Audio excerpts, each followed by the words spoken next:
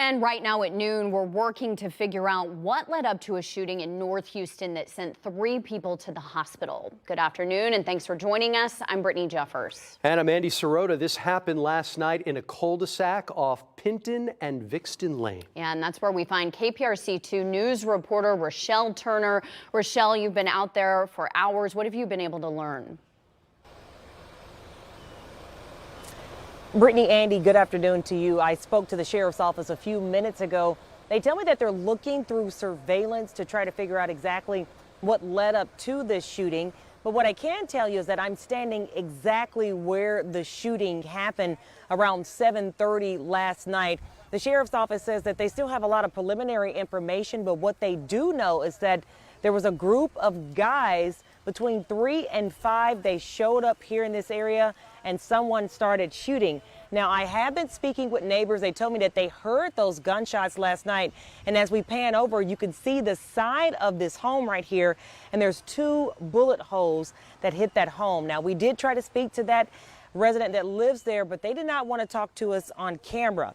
Now, what you're seeing is video from last night's scene. It shows multiple law enforcement vehicles from the sheriff's office. They spent hours collecting evidence and speaking to residents. When officers got the call, they learned 3 people were shot, including a 16-year-old, and they all had to be taken to the hospital. At last check, they were in critical condition. I did ask about their conditions this morning, but the public information officer said that they're still working to figure out exactly how they're doing right now.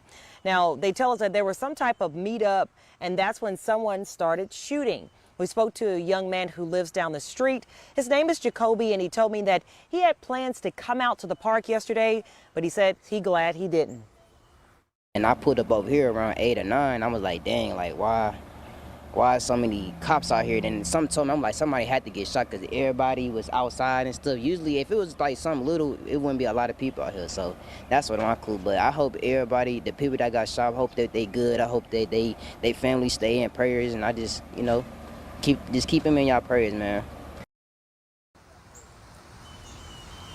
Now, the sheriff's office did recover weapons from the scene. So they tell us that right now, there was a group of 5 guys, so the 3 that got shot, and then they presume that 2 people were, they ran away. So they're hoping to get more information from the 3 people who are at the hospital once they are released. Of course, we'll stay on top of this story for any new developments.